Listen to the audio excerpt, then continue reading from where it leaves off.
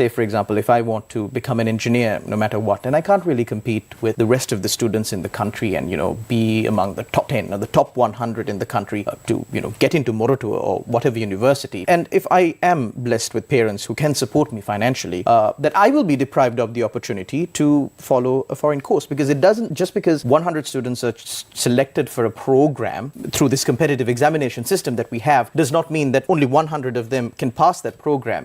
Maybe the person who comes at 100,000th position, once they come into the university and get acquainted with the practicality, would be able to pass the program. Shalan, in no country in the world are there universities or higher education systems without minimum qualifications or minimum entrance. Okay. Right? It's competitive everywhere. Okay. Not everyone who wants to become an engineer can become an engineer. Not everyone who wants to become a doctor can become a doctor. Okay. There are minimum entry requirements everywhere in the world.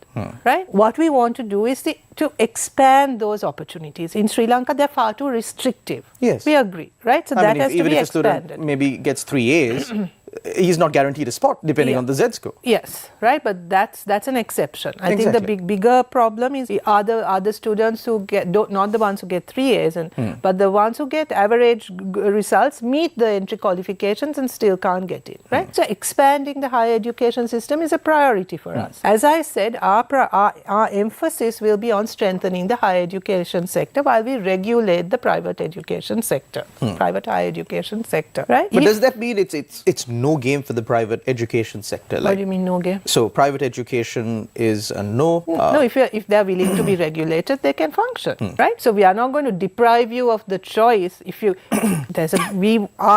we will set up a good state education sector. We will expand opportunities in the state education sector. If you still want to pay and go into a private institution, that's your right. We're not going to block you. If you want to go abroad for your education, that's also your right. We're not going to block that. But our priority will be to make sure that you also have a chance at a good public education. We are not going to block your choice. If you still want to pay for your education and learn or go abroad, that's your right. That's your choice. Well, what about, there has been talk about allowing foreign students also to come to Sri Lanka and follow courses. Yeah, if our universities are good enough to attract, and that's what we want, right? So the thing is not to put the cart before the horse. Am I getting my metaphor right? Yes.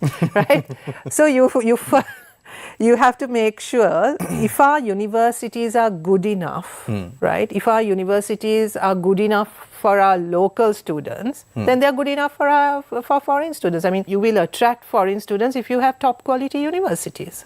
So our aim is not to set up a university with the intention of attracting foreign students, because we will not consider this as a sector for the government to make money, right? Our intention is to set up top quality higher education institutes, including universities. Foreign students can then, of course, they can come in, like in any other part of the world, right? So that's the goal. So the difference, I would say, is that we do not see the education sector as a sector for making money, right? It is a service. It is a sector that is absolutely essential for the development of human resources and has to be given that priority and has to be treated with that in mind. If as an outcome of improving our quality, we are also able to attract higher foreign students, we get other opportunities, so be it. I mean, that's wonderful. That'll be great. I mean, the higher we go in the rankings, the more recognition we get, more people want to come into the universities. It's brilliant. But that's a way away. There's a huge basic problem that needs to be fixed.